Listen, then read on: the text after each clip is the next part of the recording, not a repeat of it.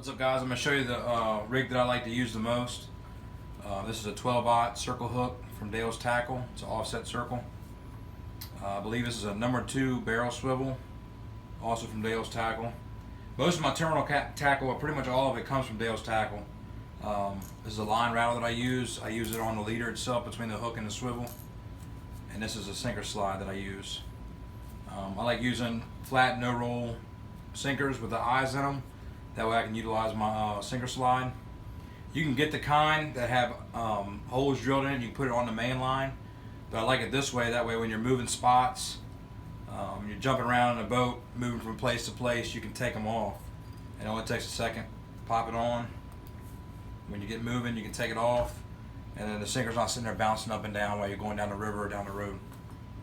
The line I'm going to be tying my leader line with is 80-pound slime line. It's monofilament leader line. You can use between 50 and 80 pounds. Some people like a lighter leader line. That way you can break off easy and you won't lose your swivel, sinker slide, and weight. I risk it. I do lose a lot of tackle, but I use a heavier leader line for abrasions.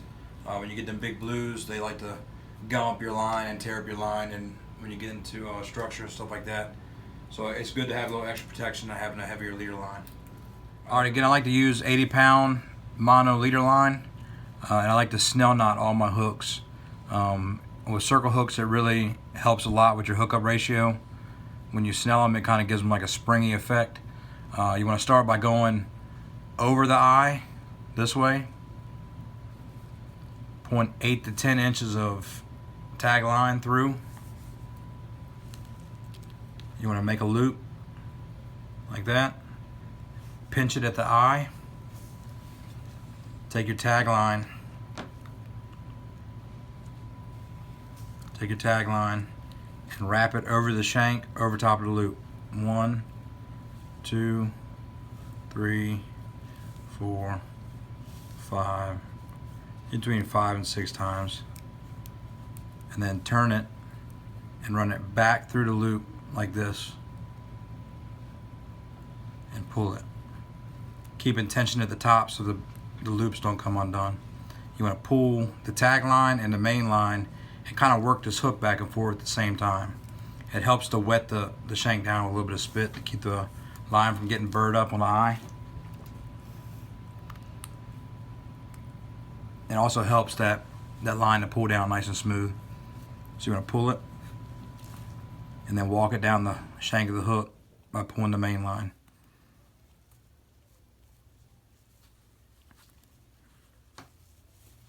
Like so.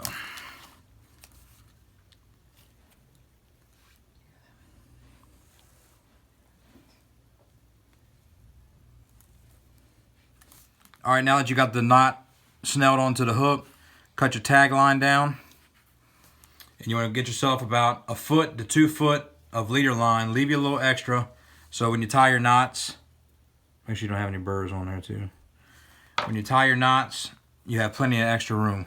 Alright, so now what I do, before you put the swivel on, now this part's optional, you don't have to do it. I just like line rattles. You put your hard bead on there. It doesn't have to be glass, it could be one of these plastic beads. Put your line rattle on. Put you another bead on. That's what you got. You got that bead protecting the line at the eye of the hook, and it kind of keeps that line rattle spinning in between those 2 beads.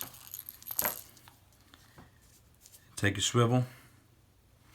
On my swivels I tie, I guess they call it a clinch knot. I always call it a blood knot. It might be something different, but you run it through, pull you about 4 inches or so of tag line, and just twirl it about 6 or 7 times. With this heavy line, you don't have to twirl it so much, but about 6 or 7 times.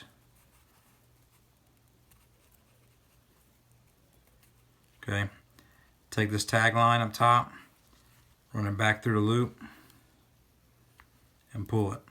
I like to wet everything down so it doesn't burr the line up. It helps it pull down smoother.